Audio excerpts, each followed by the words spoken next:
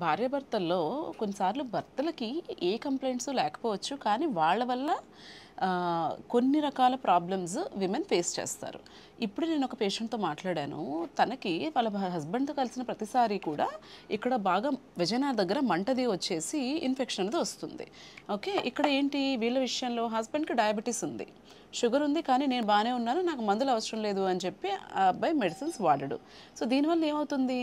Sugar poor control ఉన్న husband భార్యతో కలిసినప్పుడు ఇక్కడ వెజైనల్లో డిపాజిట్ అయిన సీమెన్‌లో షుగర్స్ ఎక్కువ ఉండటం వల్ల లేడీస్‌కి ఈస్ట్ ఇన్ఫెక్షన్స్ ఆర్ కొన్ని రకాల బ్యాక్టీరియల్ ఇన్ఫెక్షన్స్ ఇవన్నీ రావడానికి రిస్క్ ఇంక్రీజ్ అయిపోతుంది. అలాగే విమెన్‌కి యూరినరీ ట్రాక్ట్ ఇన్ఫెక్షన్స్ కూడా వస్తాయి. అంటే frequent urine infections, vaginal infections వస్తాయి. భర్తకి ఎప్పుడైతే షుగర్స్ కంట్రోల్‌లో ఉండవో. ఎట్ ద సేమ్ టైం ఎవరైతే ప్రెగ్నెన్సీకి ప్లాన్ చేస్తుంటారో వాళ్ళకి కూడా ఈ సిట్యుయేషన్ అనేది డేంజరస్ అవ్వచ్చు. ఫ్రీక్వెంట్‌గా వెజైనల్ ఇన్ఫెక్షన్స్ వచ్చాయనుకోండి, ఏమవుతుంది? ఈ ఇన్ఫెక్షన్ ఇక్కడ నుంచి అట్లాగా ట్రాన్స్మిట్ అయ్యి ఫెలోపియన్ ట్యూబ్స్ కూడా ఇన్ఫెక్ట్ అవ్వడానికి రిస్క్ ఉంటుంది. ఫెలోపియన్ ట్యూబ్స్ డ్యామేజ్ అవ్వడానికి రిస్క్ ఉంటుంది. So please don't be so insensitive.